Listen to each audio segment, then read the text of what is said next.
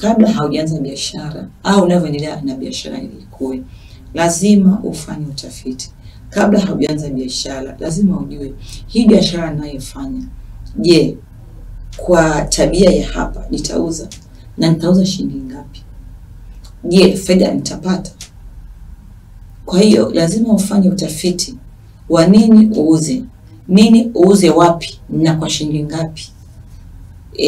Lazima ufanye utafiti wa malighafi. Lazima ujue bidhaa unayouza unaitoa wapi.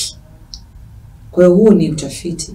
Na pia unavyotaka tayari ukishaanza biashara unakuwa lazima ujue hii biashara, kwa sababu kwenye kukua kwa biashara kuna hatua.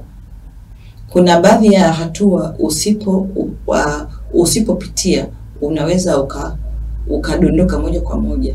Soko linapokuwa kubwa kuliko uwezo wako, unaweza ukadondoka kwa sababu unakuwa hauna resource, mali ghafi, hauna nyenzo zote za kufanya ufikie pale. Kwa hapa katikati unaweza ukafanya nini? Ukadondoka. Kwa hiyo ni vizuri kabisa ufanye utafiti.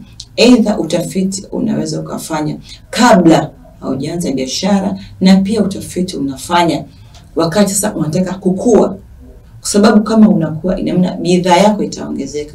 Je, hiyo bidhaa inayoongezeka utaiuza wapi?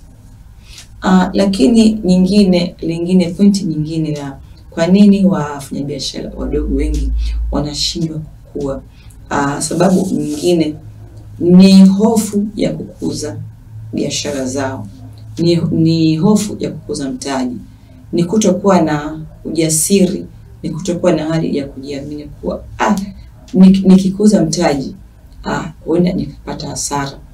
Kwa hiyo pia inafanya mjasiriamali huyo au mfanyabiashara asikue. Anaweza akawa na bodaboda moja, kuongeza nyingine sema bwana, nikipata nyingine naweza pengine mtu nitakayemtafuta pengine atanibia, au pengine itapata ajali na vitu kama hivyo. Ni hofu tu. Au utakuta mtu anafanya biashara kufungua, anafanya mamalishe kijiwe kimoja, kufungua kijiwe kingine, anapata hofu.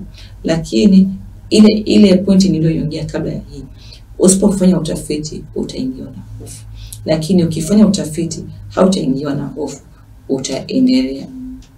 Lakini sababu nyingine pia inayofanya mjasiriamali mdogo ashindwe kuendelea ni kutegemea biashara moja. Ukitegemea biashara moja, kuna ule usemi unaosema usiweke mayai yote kwenye kapu moja. Don't put all eggs in the same basket. Lile kapu likidondoka utakuwa huna kitu. Kama unafanya biashara ya kuuza chakula, hebu weka biashara ya genge. Na pia unapoanza biashara ni vizuri ukaanza biashara ambazo zina mahusiano kidogo.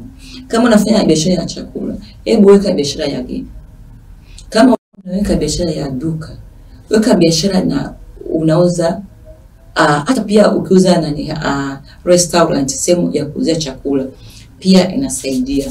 Kwa hiyo ukifanya biashara moja, siku ikija biashara tukubali zinapanda na kushuka, zinapanda na kushuka. Kwa hiyo lazima tufikirie nje ya box. Unaweza ukafanya biashara ya matunda, lakini pia ukafanya biashara ya ukulima wa matunda. Unaweza ukafanya biashara ya mboga, kuuza mboga, lakini pia ukawa na kibustani chako cha mboga, au pia ukawa na genge. Kwa hiyo kufanya biashara zaidi ya moja ni jambo jema na ni jambo linaloshauriwa. Na hii pia ni sababu ambayo inafanya wafanya biashara wadogo hawakui. Lakini sababu nyingine ambayo inafanya wafanya biashara wasikue ni uoga wa kuingia kwenye mikopo. Wafanya biashara wadogo wengi wanaogopa kuingia kwenye mikopo. Na hizi pointi ukiangalia kama zinaoana, usipofanya research utapata hofu. Usipoweka kumbukumbu za hesabu utapata hofu. Usipokuwa na elimu ya fedha, kujua budgeting, kujua niko wapi na kwenda wapi, kwa sababu budgeting inakufanya ujue mwisho wa siku kwenye hiyo budget utakuwa unaangalia nini nilitazamia, nini halisi. Hapo utajua kwa kwenye hii uhalisia hapa nimepanda, hapa nimeshuka.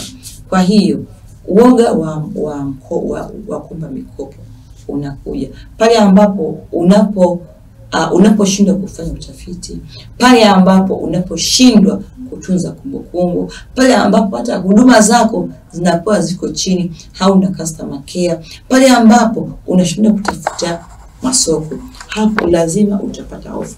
Kwa hiyo ukiziangalia hizo pointi zote utakuta zinaoana.